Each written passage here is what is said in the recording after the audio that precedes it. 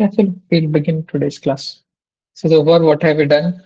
We have completed, yesterday we did queries, subqueries, and queries and subqueries, and we completed some questions on joins, I think, right? No. We did grant and revoke commands. So today we'll try to do functions is also done. Not done stored procedures and store functions. This function is whatever is the function, inbuilt functions that we discussed. It is that. So we'll do flow control, if and case statements, while loop for we'll do tomorrow. Store present source functions, we'll try to finish it off today. Okay, so let us start. Just before, how many of you have done if else? How many of you have done programming in C, C++, or Java and have done if else?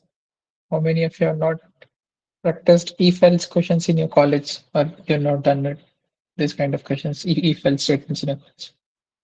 Okay, so I'm assuming most of the students have done it. So you have a similar kind of if function.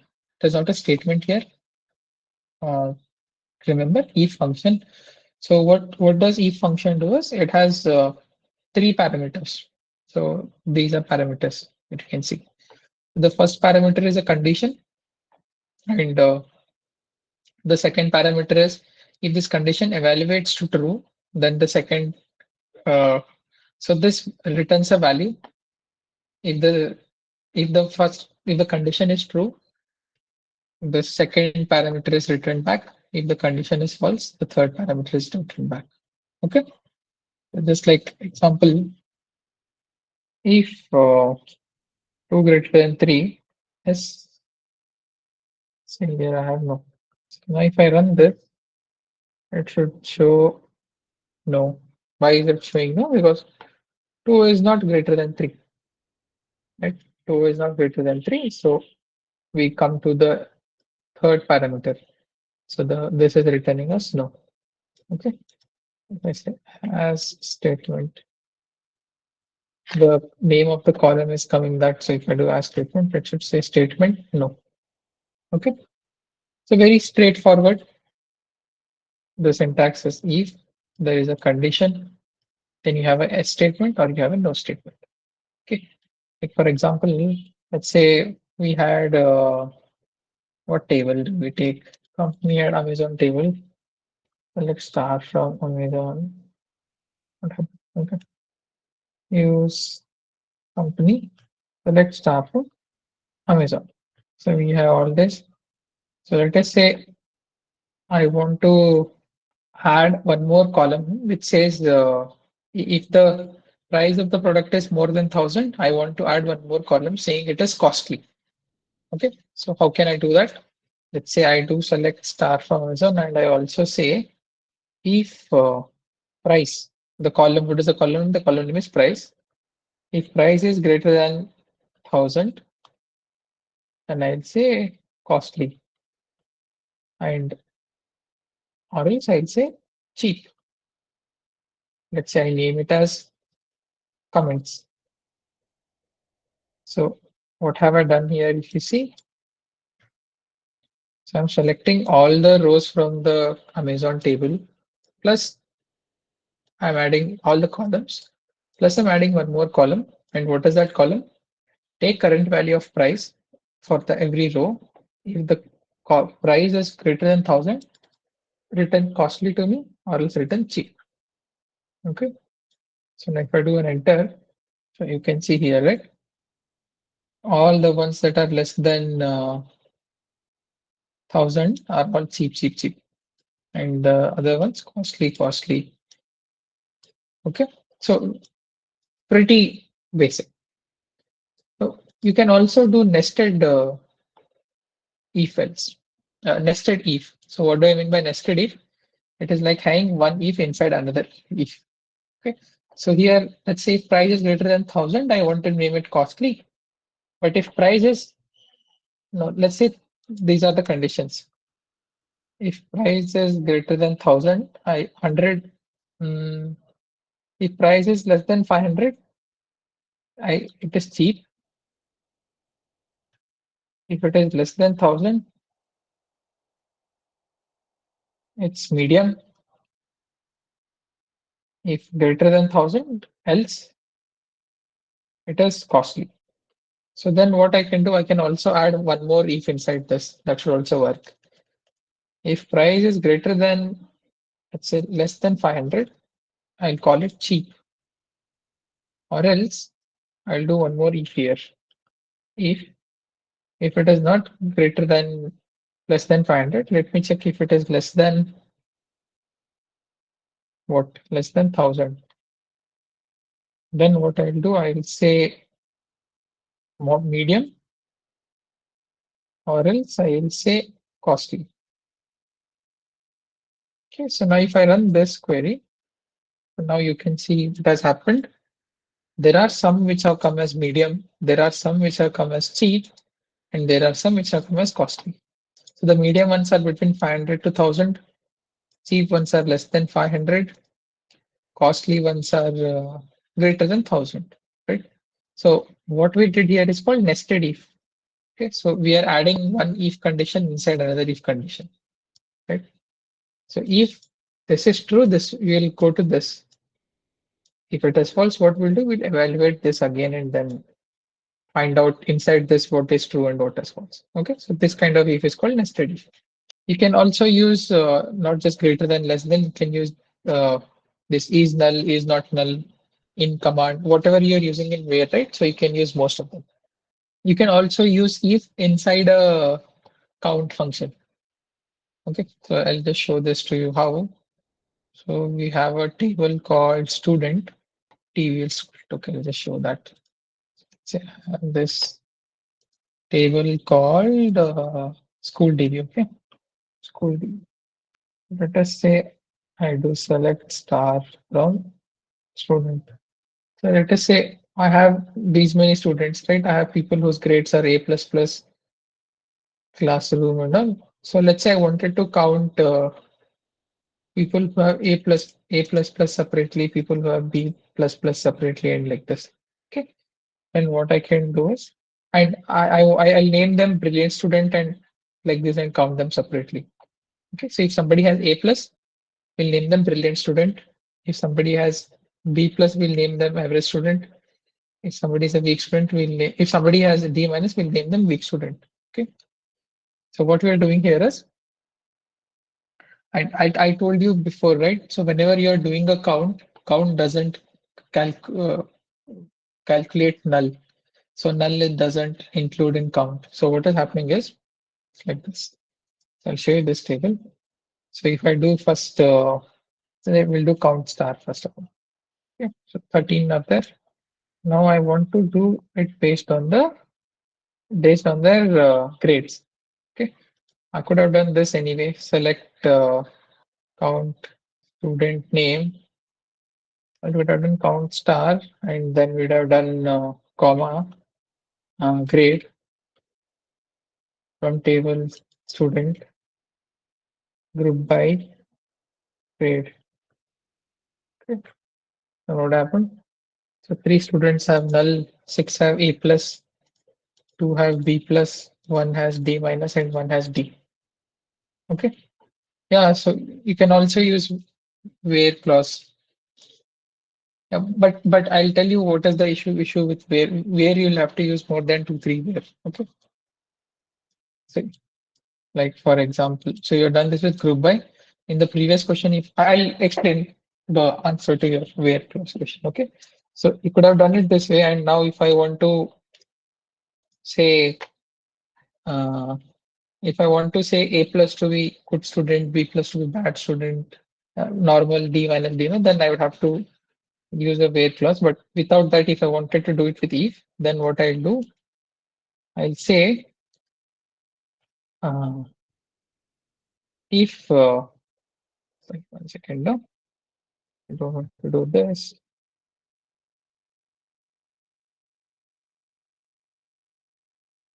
Good. Okay. If grade is equal to A plus, okay, plus then what we are supposed to do is this becomes the column name becomes, we put one in this value, or else we say a null, and name this column as brilliant student. Okay, so this becomes one column. So now if I just run this, right, a brilliant student column, I run this, it shows me the list of all the students who are brilliant. So what we're basically doing is, if I remove this and show you now, I remove this count. Also do star. So whoever is a brilliant student, right? So we added one in the column name. Okay. See, these people are A plus. So similarly, I'll do one more column, that is if grade is equal to, what was it? B plus and D minus. B plus and 1, or else don't do anything, as average student.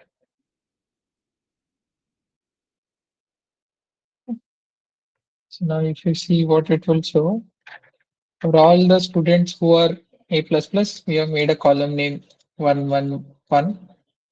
Column value is 1, and for all those who are B plus, their column value is also 1. So now I can add one more column. If grade is equal to C plus name D minus thana, D minus 1, or else null. So this will add for all the as weak student. Okay.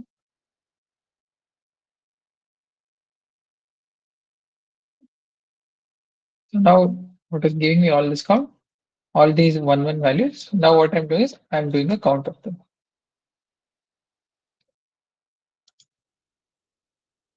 So this way, if you want to find out if there are items in something and all, you can use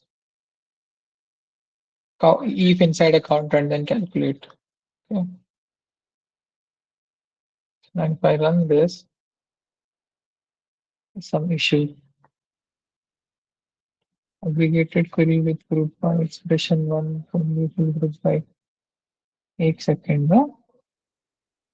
Star, okay, star and count. Okay. So now you can see, right? Brilliant student, it shows as 6. Average student, it shows as 2. And weak student, it shows as 1. Okay. But let us say I wanted to add this comment inside the table itself. So here, no, you do select star from table name, TVL student. So let's say I wanted to add here only. Okay. Then what? There will be one more column after grade called comments and good student, bad student. So then it would become very difficult, right? So how I would do that? Select star, comma. If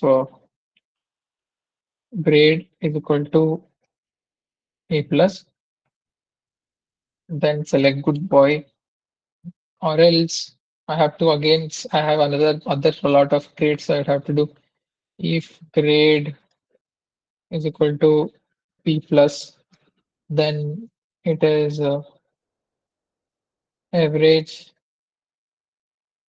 boy, or else if grade. So what you see what is happening here, I'm doing a lot of nested ifs, one if inside another if inside another if. Okay, so this will keep going. Or no, let's say I end it here only and I say not good from, why is it saying so? So not good. So we all got all of this in one column. But if the conditions are very big like this, right? So if there is, if I want to do 10 conditions, if inside, if inside, if inside, if, then it becomes very difficult. So that time what we do is we use another statement called as case. Okay, show you what case is.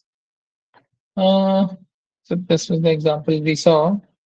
Then the next is case.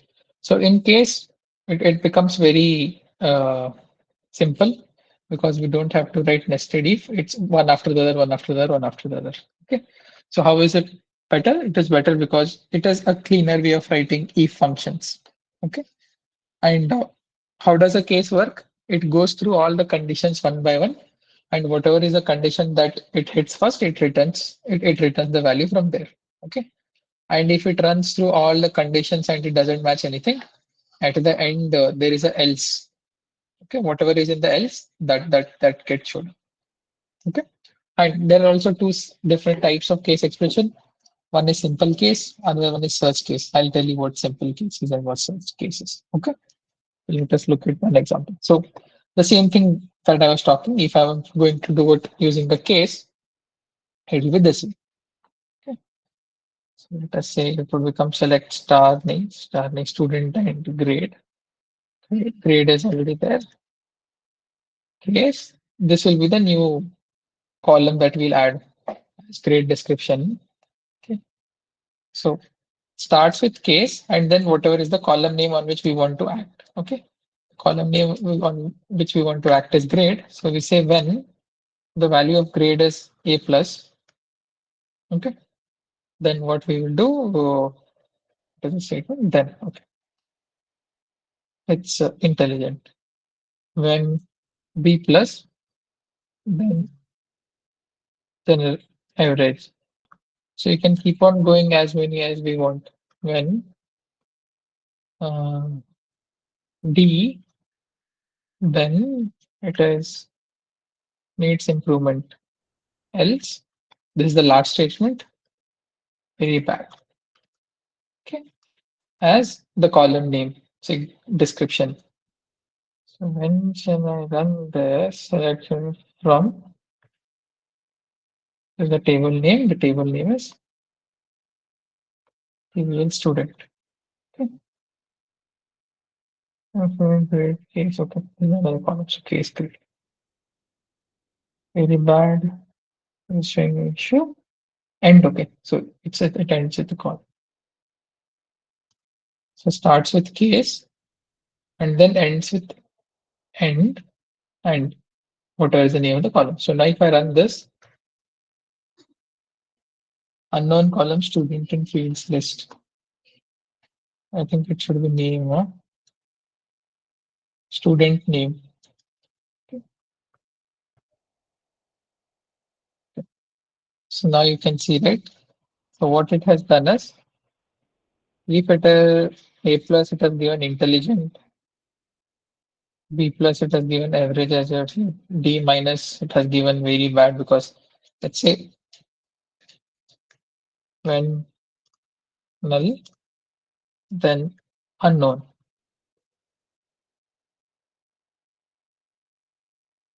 Oh, it is not able to find out null. Yeah.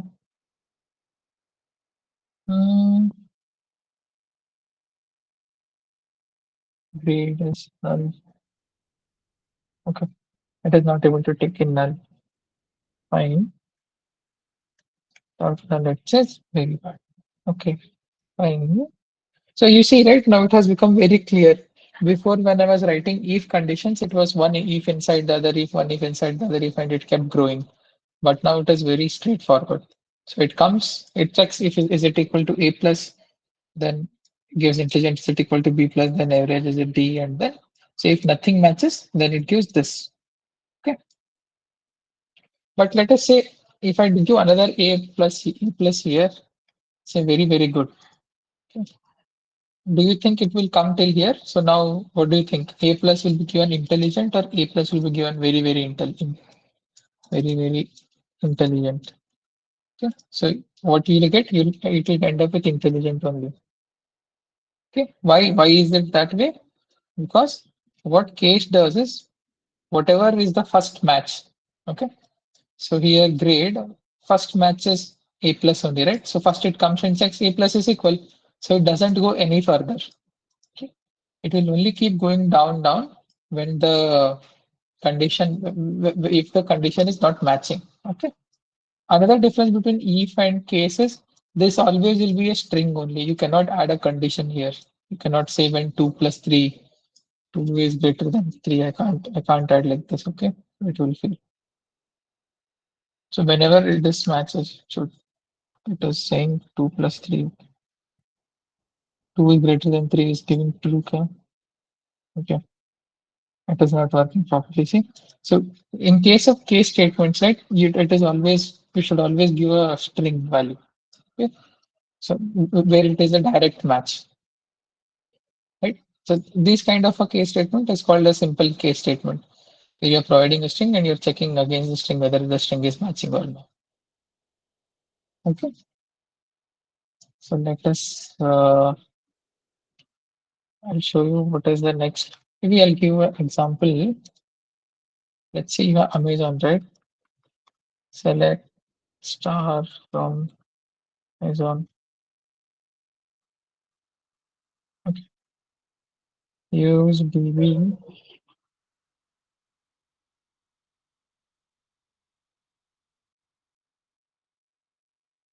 Use company.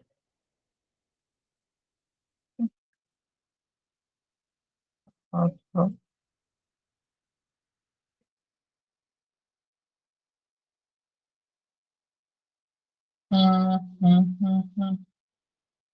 So let us say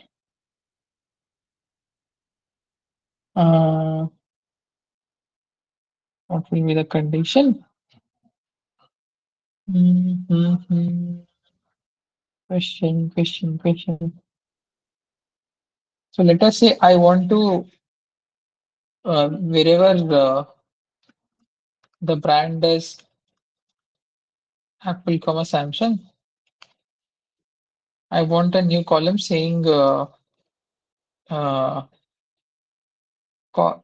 special brands. The column name is type, and let's say it should be special for Amazon and Samsung, and for Bose and Sony it is medium, normal, and then for LG and Canon, you cannot do two also, no way. For Apple it is special, for Bose it is normal, and for LG it is generic. For all the other ones it is unknown. Okay, try doing this. How do you write it in a case statement? Okay.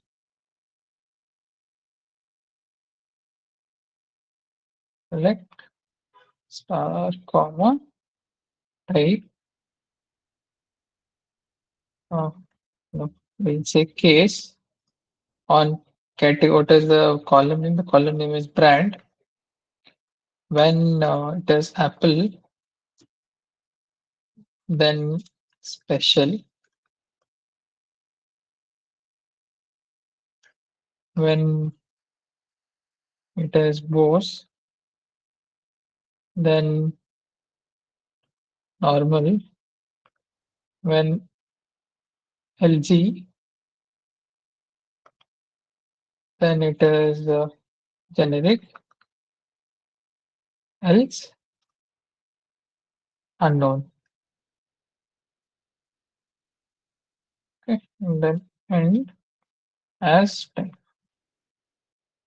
From table name is Amazon. Okay, so now when I run this, okay, we're able to see, right? Whatever is in Apple is getting the tag as special. The other ones are getting unknown. Just check if and also works. Apple and Samsung. Oh, showing everything is special. Yeah. Yeah. So this kind of statements won't work here. So it is strict one-to-one match only. So now if I do this, it should work fine. Okay. Special. The other ones are coming as unknown. Oh, there is nobody. LG generic. Okay. LG generic. Post normal. The other ones are unknown. Okay. So you can also do a order by. So whenever let us say we did we use case in select statement, right? So similarly, you can also use case in order by. So then what happens is it instead of getting ordered by these columns, A plus B plus D, it will get ordered by intelligent, average student, weak student. Okay. How? Show that also. So now let us say I want to order by special should come first, normal should come next, and then generic should come. Okay. So then what I will do from Amazon, order by in case brand. If it is Apple, name it as special. If it is Bose, name it as normal. If it is LG, name it as generic, and then see how should. Okay. You don't need us here anything. Okay, and then yes. So now if whatever was Apple, it becomes special. Whatever was Bose, it becomes normal. So even if I don't do this, it will work. Okay. Star from Amazon. So now they'll be ordered by these names. Okay. So how who will come first? Generic comes first, normal comes next, special then unknown. That way I think. So see, generic has come first because LG was generic brand. LG has come first, and then normal ones are next. So Bose guy is next. Then Apple ones are special. So S is smaller, so S comes next. After that, everything else. Okay.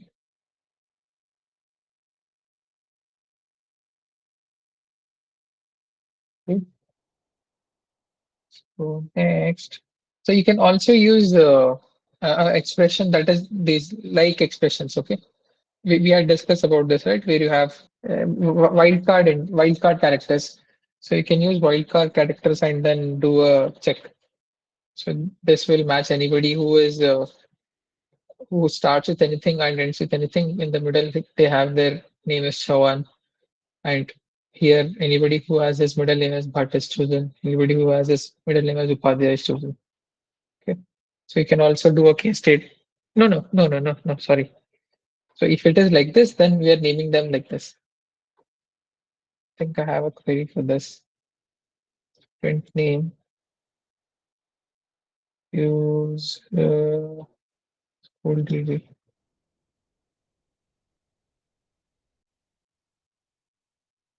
Uh, like that. Okay. Yeah, so the names are like that, right? So if I do like star from stable students, then print name, comma, one more column that is case on student name when student name like Bala Chauhan.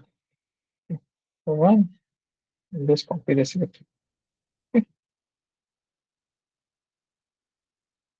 If I run this, so now you see, right?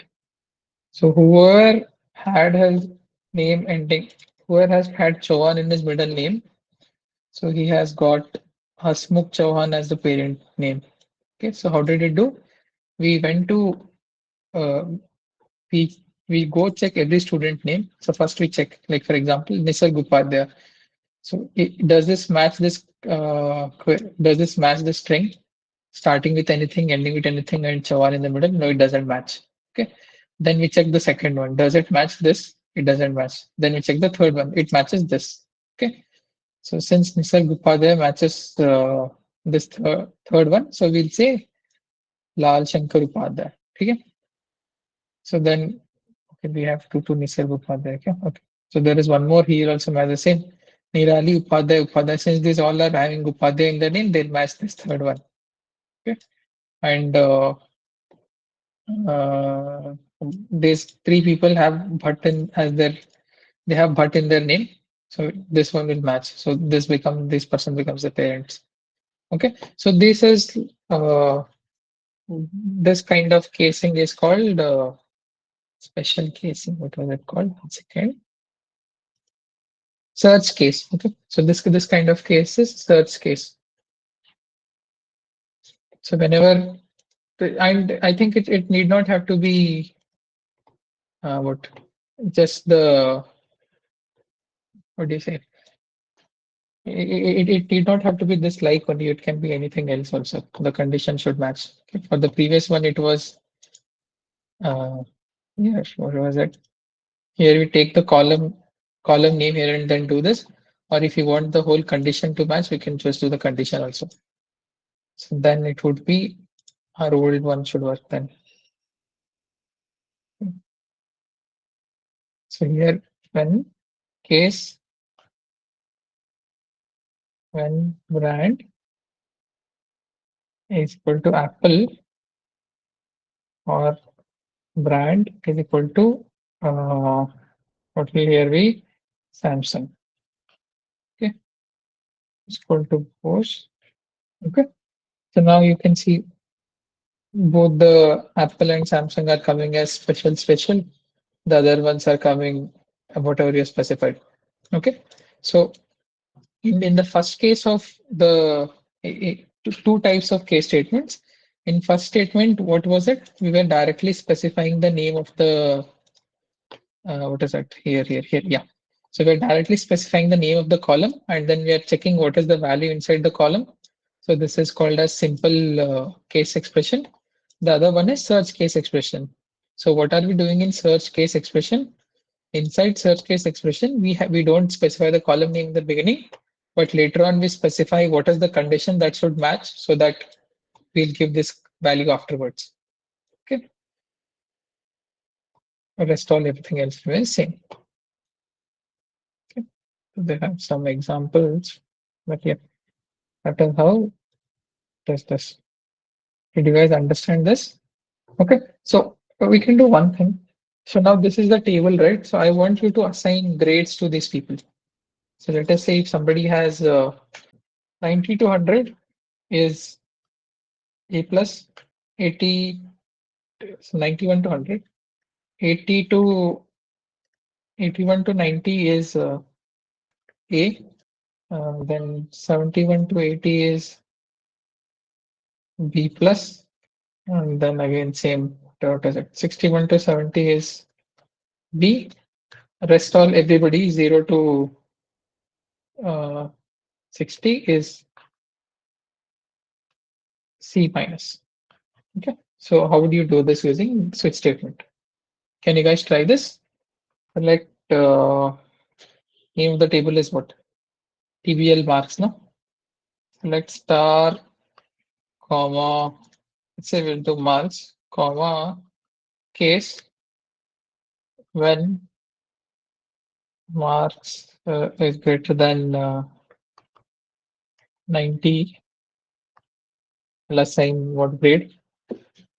I'll assign A plus. Then A plus when marks is greater than 80, then A, when marks is greater than 70, then B plus, when marks is greater than 60, then B,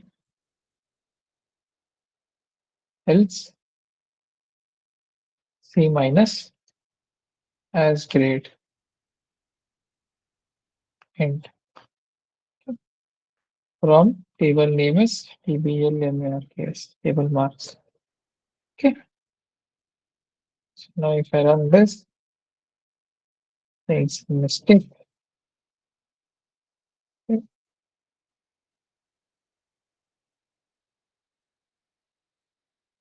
Right. So it has how we wanted it, right? So people who had 100 are given A plus. People who had marks till 80 are given B plus. People who had 90 are given A, and everybody else is given C minus minus. So next we are going to discuss about stored functions. Okay. So what are stored functions? What do they do? And okay. So I'll just give a brief about what a function is in a layman's language, and then I'll just go ahead and tell why we use functions in SQL, and then okay. Let's say there is a factory let's say a factory produces cars. It is not that there is only one single person who is producing all these cars. Okay, so there are a lot of parts. There are millions of parts which are doing whatever they are supposed to do. So like you can say there is one part which does which fixes wheels to the cars. There is another part which paints the cars. There is another part which adds speaker to the cars. There is another part which adds ACs to the cars. Okay, so different people have not different people. So there are different machines whose job is to do something specific like that, right? It is like this. So you pass a car which is not covered into a big machine here, and then when it comes out, the car is painted. Okay, so it is like a black box. You pass this car inside the black box, and when it comes out, it is painted. So you can consider this to be a function. Okay, so a function is also something similar. You pass something into the function, it does some modification, some changes, anything inside that. And then when it comes out, you get the output. You get whatever is the desired value, right? So it can be anything. I was taking the example of cars. So a function might paint something, a function might add wheels, a function might add AC, function might clean seats. Okay, so similarly in computer science, we have a lot of functions that we create and then which we get by default. So like we saw if just now, right? If if was a function. So what was if doing? So this was a function. It was taking three inputs and then it was returning us. It was doing some checking on its own, some modification, and it was returning us some value. So basically, all the functions are this type only. They have some inputs and they take in inputs and then they process the inputs and then they give us output. Okay, as simple as that. You give some inputs, you put the function processes the inputs and it gives us the output. So most of the languages, most of the places, functions mean this much only. Okay, nothing different. So this processing can change. You can you might write something into a database, you might send an email to someone, you might send a mobile message, you might send a notification, or you might just do some normal basic addition. Okay, so you can do all these things inside this process, but there will be some output, okay, for that function. This is what is the basic structure of a function also. Okay, so in we will see how we create functions in MySQL and how to use them. Okay, so back to the presentation. So here in MySQL, similarly, it is used to put some few statements together, uh, like some SQL statements, and then combine it into a function so that it can be reused again and again. Okay, I forgot to explain this advantage. So why do we have factories in the first place? So Elon Musk, he's a very intelligent guy, right? So what he can do is he can also make cars at home, right? So let us say he's making Tesla cars. So instead of giving it in factory, he can make this at home also. But why doesn't he do that? Because then he will only have to sit and do everything on his own, right? So instead of doing that, what he did, he created some parts, he created factories in which every single part is able to do its job in the best way possible. Okay, so every single part, every single machine is doing its job in the best way possible, and it is doing the same thing again and again, right? So that is what is another specialty of functions. They can be reused. Okay, so if you write one function, you can use that function any number of times to calculate something, to fetch some value, to insert some value, to do any kind of action. You can use that function again and again, again and again. Okay, so that way what happens? Our work becomes very easy. So you'll have to write the logic only once. Let us say I wanted to find the average salary of somebody. Okay, the average salary of a whole country. So now if I have to do it every time, I'll have to write the whole statement. But instead of that, if I create a function and then keep it, then I can reuse that function every time, again and again, again and again, right? So that is what is another advantage of using a function. The You have to write it only once and then you can reuse it wherever you want it. Okay, so that is one advantage. And then you can perform complex calculations and do data manipulations. A function is also used to, like, for example, so let's say you are the end user and you have a coffee machine. Okay, so there is a coffee machine, and then it gives coffee when you put the uh, cup here. Okay, there are some buttons on it. One button says coffee, one button says milk, one button says tea. Okay, so when you press this button, you get coffee out of it. When you press this button, you get milk out of it. When you press this button, you get tea out of it. So in the you so you only have to know this much. In the background, they are doing a lot of things that you don't know, right? So just by pressing this button, you don't directly get coffee. The machine will be doing a lot of things in the background, right? So what we are actually doing is we are hiding all this implementation, all this logic from the end user. So the end user only needs to know what button do I have to press out of these three to get what I want. If he wants a coffee, he'll press the coffee button. If he wants the tea, he'll press the tea button. If you want the milk, he'll press the milk button. So what we are doing, we are abstracting the difficult things. We're abstracting difficult things from end user. So whenever we write functions also, it is similar. So once you write a function, let's say the function is send an email. Just giving a hypothetical example, send an email and do some email ID. So now let us say only one person wrote it. Next time you want to send an email, you don't have to go see what is happening inside this and write all the code. You only have to call this function, send an email and whatever is the name, who to whomever you want to send inside this, right? So you don't have to try to understand what is written inside and all. Okay. So that is another reason why we write functions, to abstract the logic such that it becomes easy for somebody else who's wanting to use the function. Okay. That is one advantage.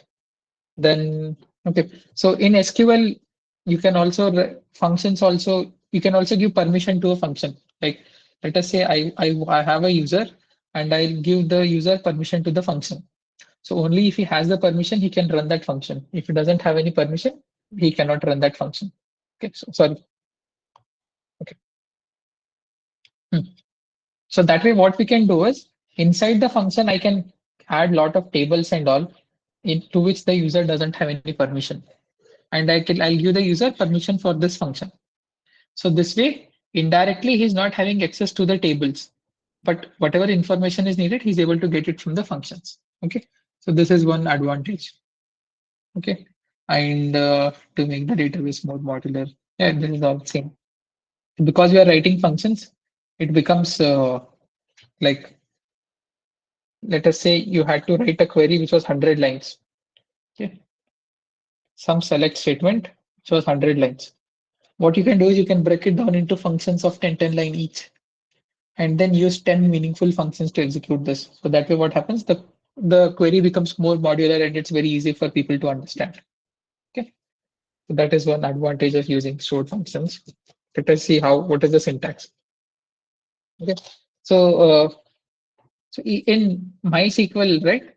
So stored functions have a special characteristics that they can only take input value and they return only one single output value. Okay, so what do I mean by that? Say you have a function, like for example, we had a lot of dates functions, right?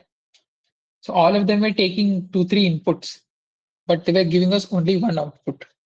Okay, so you cannot, let us say I wanted to write a function which gives me 2 outputs.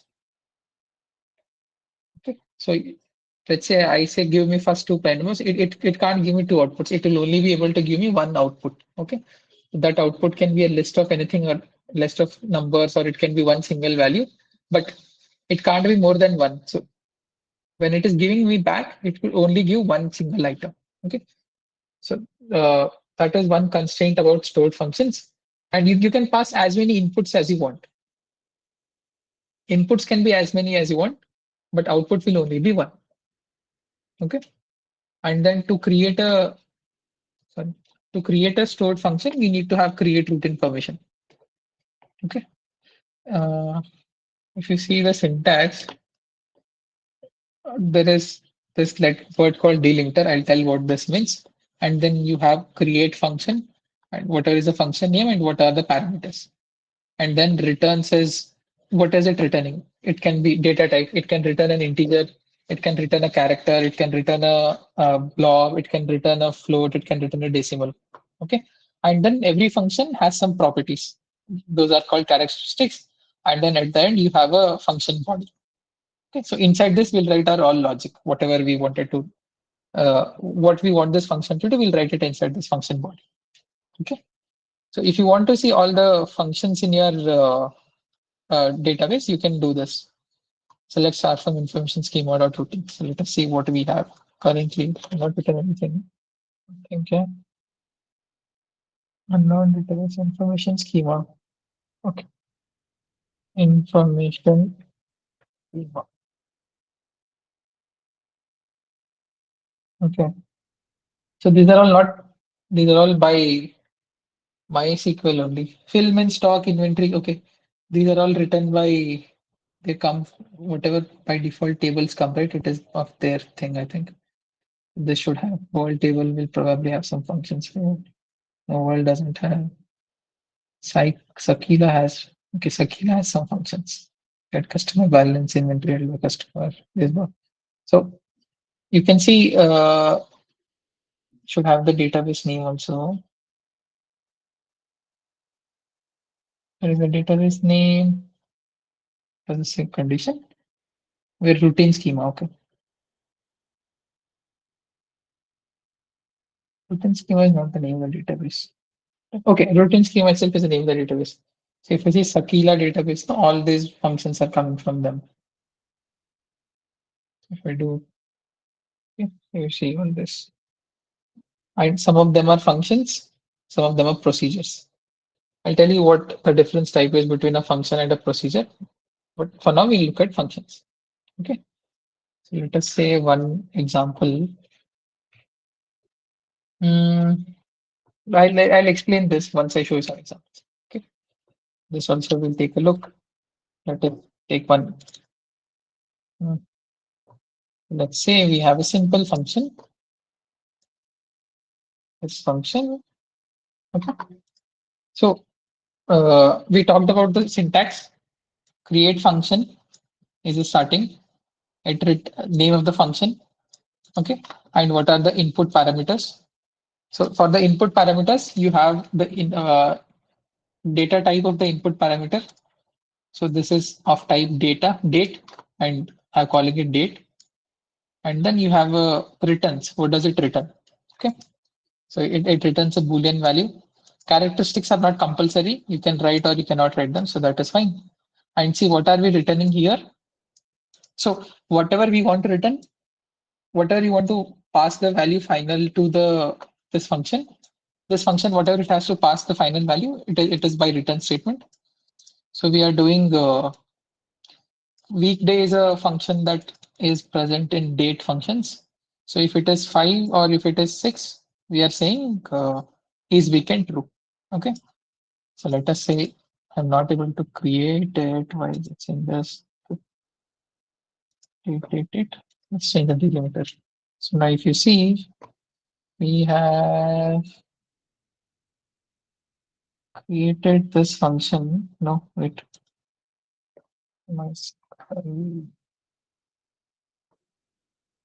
Okay. Two semicolon. Two semicolon is not. Set it this and set it back to this. And okay. Okay. Sorry, correct.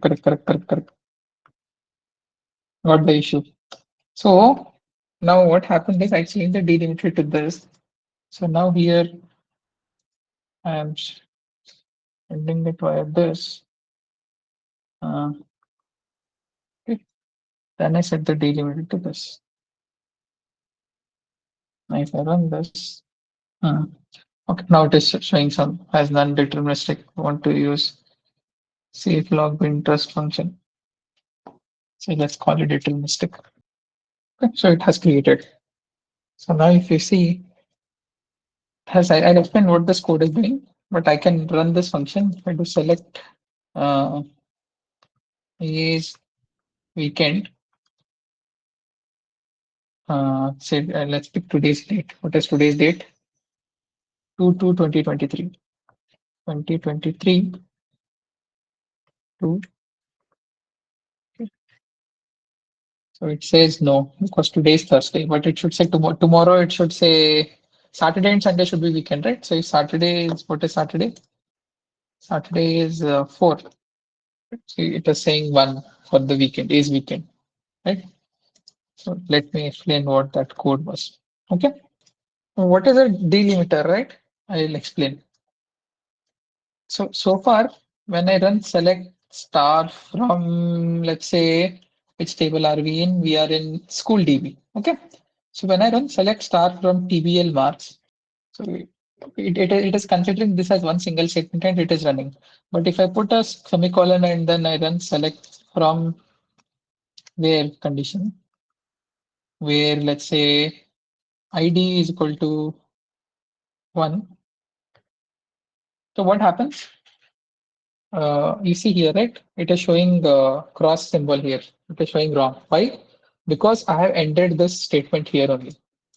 So if you put a semicolon, it is like saying the MySQL server. So this much is what I'm going to execute.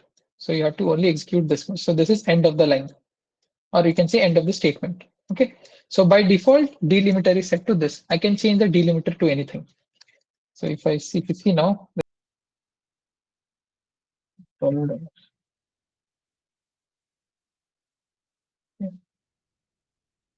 we do this execute. Execute it. So now if I do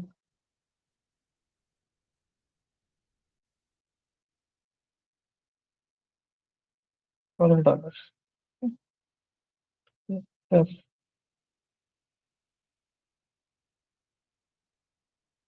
Okay, so it shows.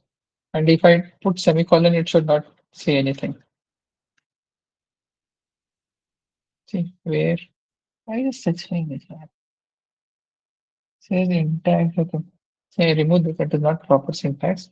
Where ID is equal to 1. So if I add a dollar here, no, this will also work. Right? So this is like so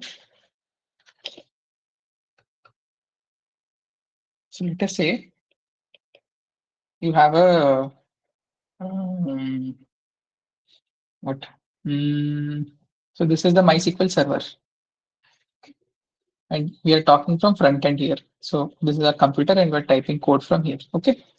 So how do we tell MySQL that okay, you have to execute this one line only. Don't execute anything after that. Okay. So at this point, what do we use? We use something called as delimiter. Okay. So delimiter is always put at the end of the command. So if my command is let us say select star from something, right?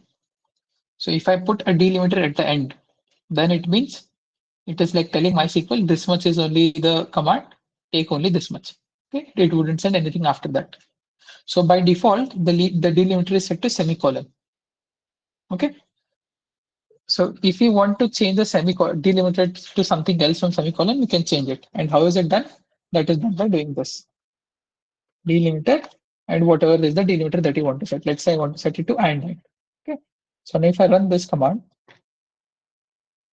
so now the delimiter is set to and. I think there should be also a command to show the delimiter. Show delimiter is equal determine 1 second. Okay, my $s. This wouldn't show there. Hmm. No, won't show here. 1 second. No? It's, give me 1 minute.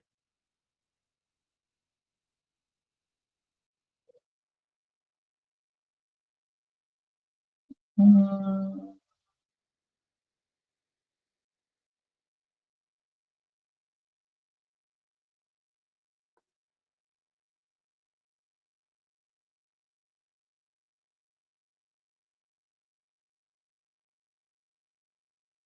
Okay.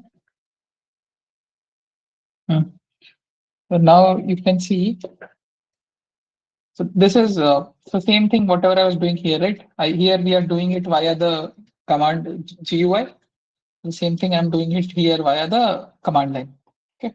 So when we do dollar slash, yes, it shows what is the current delimiter. So you can see the current delimiter is set to colon, right? Semicolon. So now if I change it to something else, let us say I do delimiter and I say percentage. Okay. So now the delimiter has been reset to not colon, semicolon to percentage. I can see we're doing $s. Okay. So you can see, right? It says percentage. Correct, right? I can reset it back to percentage. Delimiter, not percentage, I can reset it back to this semicolon. Okay. So now if let's say I do show databases.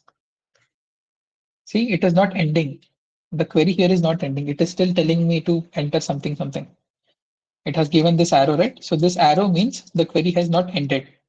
But if I do put a delimiter here and hit enter, it will end. Delimiter semicolon. If I put enter now, it shows me all the databases, right? But if I put now show databases, and then if I put this colon, right? This was our previous delimiter. So now if I do enter now, it won't do anything. It is still considering that the query is not done.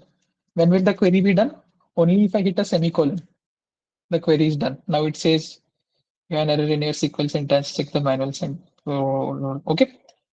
So here it is, even if I do select star once, no, TBLMRQS, it works because one single line, this GUI is written so that if you have a single line and if you're trying to run it, it runs properly.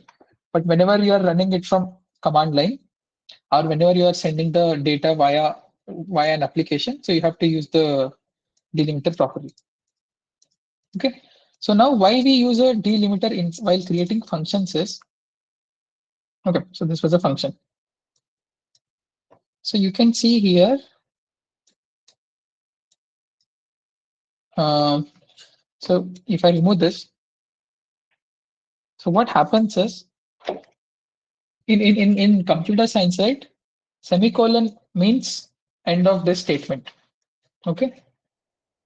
But inside this function, we don't want our statement to end here itself. We don't want this function to end here itself directly, because there is still some code that is present inside the function. This end should be there, $$ should be there. $$ is fine now because it is not there. But if I put a semicolon here, right? So what happens is the function doesn't totally send this whole thing. It ends up here indirectly. I can show that also too. So if I do Control C and Control V, and if I paste it here, right? See, it is saying no database selected. That is okay. So we'll do use school DB. Okay. So now if I run this, right?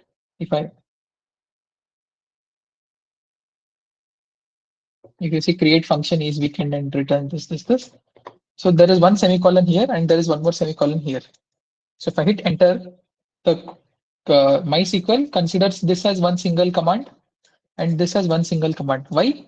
Because semicolon is delimiter according to MySQL. So whenever it sees a semicolon, it says that, okay, I only have to process this much. I don't have to process anything more. So it will process this separately and then this separately. So if I hit enter, that's why it will throw me error. See, it is saying you have an error in your SQL syntax. Check the manual correspondence. Okay. So that's why what we do is whenever we are writing the function, we change the delimiter so that it should not interfere with my semicolon. So now if I do delimiter, let's change it to $. Okay. So now if I run the same command, I have to end now with end is the final statement. So I have to finish after this. So I do $$ here. So now if I hit an enter, if I'll show you, if I put semicolon also, it won't end. It will say that you have to finish this sentence. To finish this sentence, you have to enter $. See, when they put a semicolon, it is not completing. The statement only completes once you put the delimiter. That is two semicolon, $2. Okay. See, I put $2.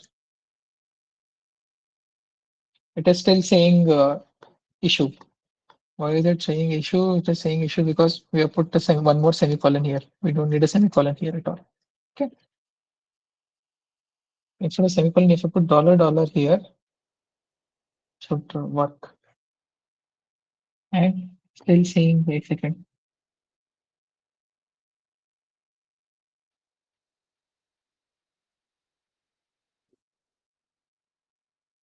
Yeah, 1 minute.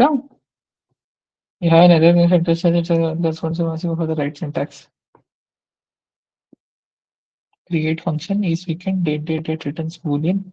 Okay, sorry, got it.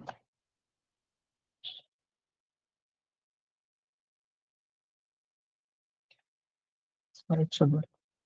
Function is weekend already exists, right? Because we had already created this function, we can change the name. Is weekend one. Still seeing it is non-deterministic. Boolean.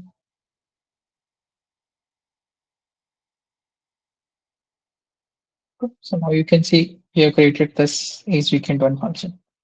Okay.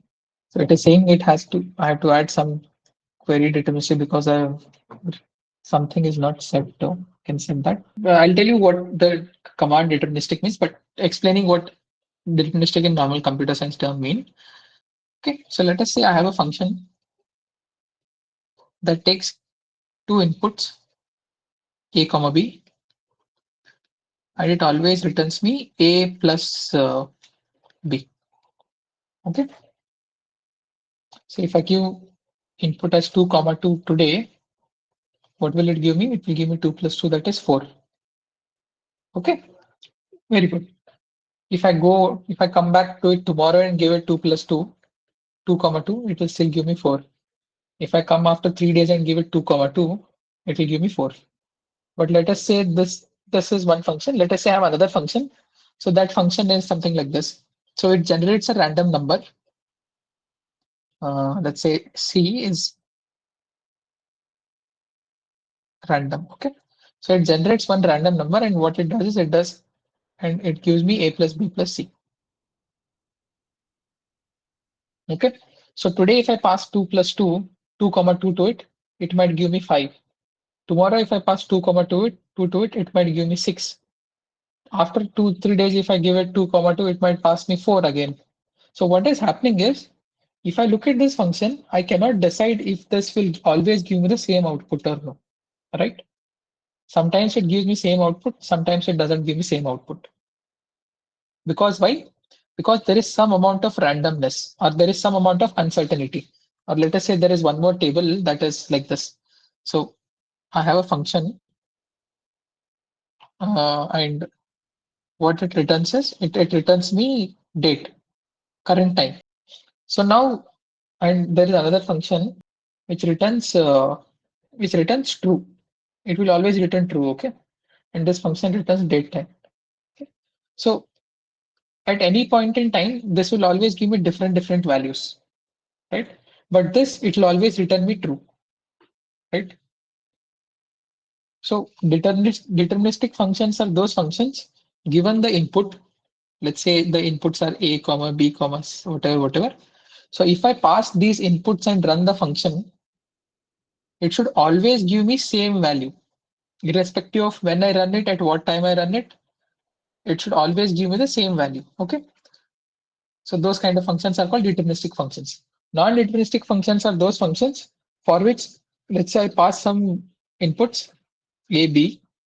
For the same input, if the answer is changing every time, or if the answer is not constant always, like the example that I gave you, where it was returning random plus a comp plus b. Okay. So here what is happening? Sometimes it will return me one value, sometimes it will return me another value. Okay.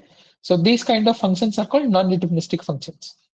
Okay. So why we have to specify in SQL that if a function is deterministic or non-deterministic. So MySQL in the background, it does some modifications. Not some, I would say modification. What would be the correct word? It does some enhancement. So if a function is deterministic, no, it stores or it compute some values in the advance, and it knows how to execute this function faster. Okay, so because it is deterministic, in the backend, what it does is it compiles that function and it does some enhancements, and it is able to query the information very quickly. Okay, so that is why it asks us if a function is deterministic or not. Okay, so deterministic is one, and then NoSQL and read SQL data. So it is, as the name suggests, NoSQL means it doesn't have any SQL queries. Okay, and then reads SQL data is it fetches some info from the table or some info from the database. So these are the three characteristics that we can write. Okay, so this function that we were writing, right, is weekend, it is deterministic. So if I give it one date, it will always return with the same value. Just like how we had given the date of Sunday, right? So we gave it the date of 4th February 2023. So it will always give us true. It will never give us it won't be like today it will give me true, tomorrow it will give me false, today it will give me, day after tomorrow it will give me true. It will always be same value. For the same input, the value will always be same, right? So those kind of functions are called as deterministic functions. Okay, so that is why when we are writing, we have to specify if a function is deterministic or not. It is not compulsory. There is some way to turn that off, but उसको turn off कैसे करते हैं? एक second. Check the manual. Was this? They had some way to say.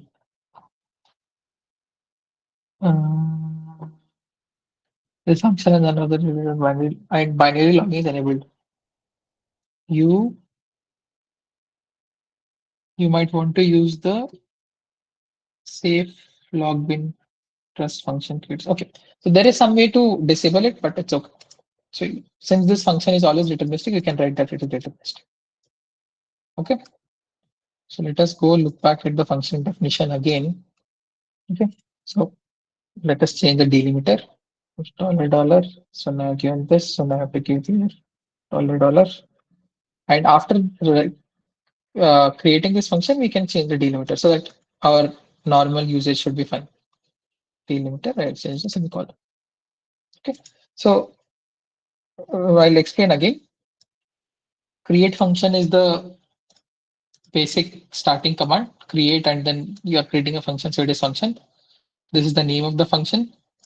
So you have the data type, that is date, and the name is also date, so it's fine. And what does it return? It returns a boolean, and you're doing this. So let us say I wanted to write a function that adds two numbers in sequence. So how would I do? I would say int a, int b, it is integer क्या? Integer, so it is not integer a, integer b. Integer is a data type, no? Why are you showing? Second. A int b, and then returns int. Okay. What does it return? Let's say it returns a plus b. Okay. Is weekend and create function. Why is it showing me an error? Let's see. Because it was dated, got confused. So A is of type int, B is of type int, and S returns an int. Where do return is sum of two numbers. Some numbers. Okay. So if I do enter,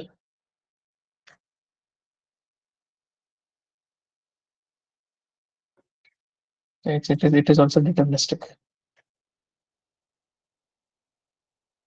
So if I run this, so now this has been created. If I do select some numbers, A is let's say 2, 3. If I do control enter, it should give me 5. Right? If I run this again, it will always give me 5. It won't give me something else. Right? So that is why I can say this function is deterministic. Let's say I create some other function, okay? So where I take two values, int a, int b,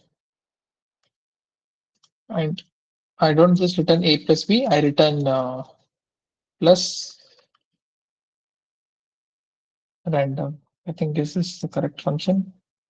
Mod 10. Okay. So I'm assuming it gives me some bigger numbers. I'm doing random mod 10. Some non-deterministic. Some D, we call it some D. Okay. So even if I give deterministic, it won't know that it is. So this characteristics, right? It is just for us, for a way for us to specify what is deterministic, what is non-deterministic. But SQL doesn't strictly say, okay, if it is deterministic and give it an, it doesn't know that this is a non-deterministic function.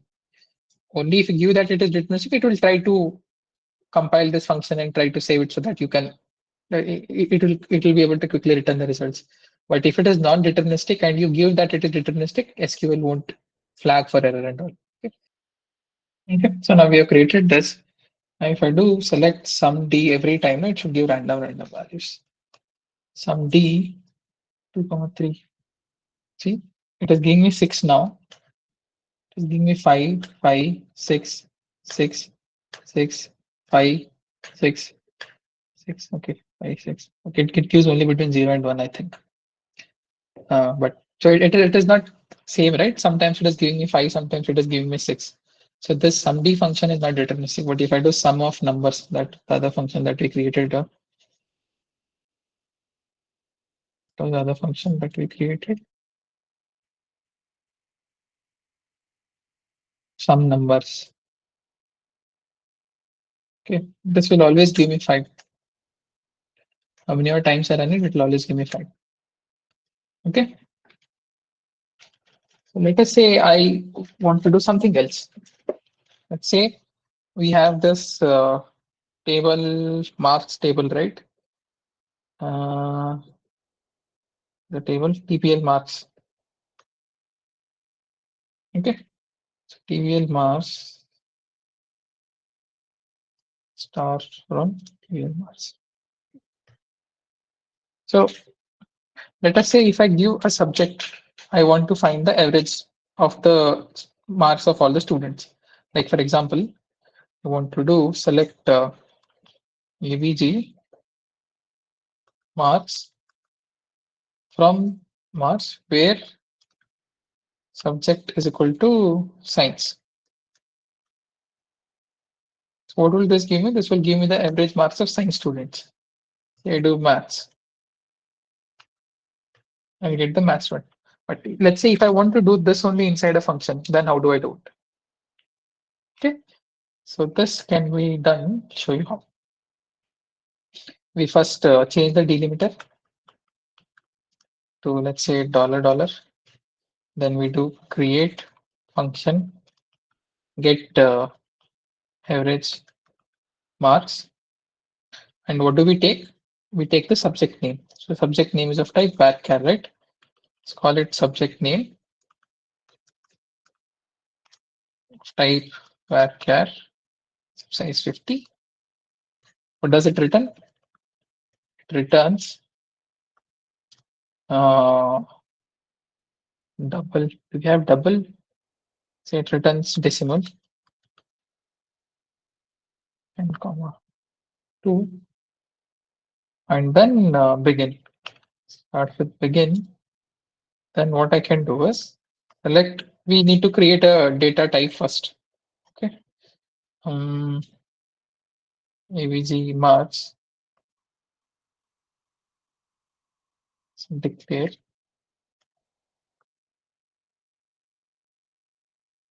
So marks data type is decimal 10, 2. Select AVG marks from 1 second, from TBL marks where columns subject is equal to subject name that we have passed, okay, into, we want to store this into AVG marks. Okay, and then we do return AVG marks, okay, end, and then I do a $. This means I want to end this, and I reset the delimiter to quote semicolon. Okay, so let us see what all we have done here. Okay, so first thing is we are changing the delimiter so that when I give semicolon, it should not consider that this is the end of the function and it should not end. Okay, the function should only end here. That is why I change the delimiter to $, and at the end of the function and ending the whole function by adding this. Okay, and then create function. So the name of the function is what? The name of the function is get average marks, and we are taking one variable as input, that is subject name. And what is its type? Its type is varchar of size 50. Then what does it return? It returns a decimal of 10 digits and two, what is it? Two digits after the point. Okay. Then we have a begin. This is where this is where the logic of the function starts. So this is a new line that you're seeing. Okay. So declare average marks decimal 10 to. So if you remember in the first class when we had discussed about types of variables, right? So there were three types of variables if you guys remember. System defined, user defined, and we had one more. I'll just show you it. Okay, so we had where is it? Where is it? Where is it? Where is it? Where is it? Where is it? The data types, MySQL variables. Okay. So one was user defined variables, other was system variables. So the other one that I told you was local variables. Okay. So this variable that we have created now, this is called a local variable. Okay. So local variables are used inside functions and procedures. Can delimiter be any symbol? Yeah, delimiter can be any symbol. I'll show you. Okay. So what? So what is the thing? What is the thing? So we had seen three types of functions, right? Use variables, user defined variable where we had one at symbol, and then we had system variable where we had two at symbol, and then we had local variables. So local variables are the variables that can be you created inside a function and then used inside a function. Okay. So here we have created one local variable. And what is the syntax for creating a local variable? You have the name of the you have the declare keyword, declare statement, and the name of the variable. That is average marks. This is the name of the variable, and then you have what is the type of the variable. That is what is variable name, declare variable name, and then what is the data type. Okay, and size if it is, and then any default value if you want it to. Okay. So here also we have declared a variable. And then what we have done is we are taking average marks by the subject name. So whatever the subject name that was taken as input, we are taking all of it and the average marks, and we are storing it into this variable that we declared into average marks. Okay. And at the end, what we are doing, return. Return means what is this function giving us back? This function is giving us back average marks. Okay. And then I'm ending the function. Change the delimiter like this. Okay. So let us run this. Did it throw any error? Okay, so it has successfully written. So let us say I do select get AVG marks. Say I do science. Science was something 53, right? Science. Okay, so if I do an enter, see, I'm getting the same value, 53, 53. Okay. Say I want to change it. I want to change it to maths. Do an enter. You're able to see I'm getting 83.33. Say I do something. What are the subjects were there? If I don't give anything, no, it should show me 0. It is showing me null because there was no subject which was empty like this, right? So this is what. And also the data type should be same. Like for example, you are saying I'll return decimal here, and if you return average marks also should be of decimal. Let's say if I do return bool, say I'm saying I'll return a boolean, but if I return average marks, no, it will throw an error. So I name it get average marks one. Now if I do this, it should throw me an error saying you're trying to return a different type of function. Sorry, control enter. Okay, so it should say some mistake. Oh, it created. Okay, it should not. Let's say what does it return if I select get avg marks one. Let's say I say what is the subject name? Let's say science. Is being 53. Google also stores number or hmm, say Boolean possible. Okay, Boolean get average marks two. Boolean and then if I do get average marks two, 53. Not sure why, but whatever you're trying to return, right? The data type should match, or else you'll have some loss of data. If I have to, since I'm declaring it as decimal and then returning the same value, this also should be decimal. I think this much is enough for today. I'll probably we'll discuss. I'll get some more questions. We'll try to solve create function questions. We have different types. How we can use function inside a function. How we can call one create function inside another create function. We'll do all of that. Okay. I'll send you the PPTs as well. Yeah, I think that much will be good.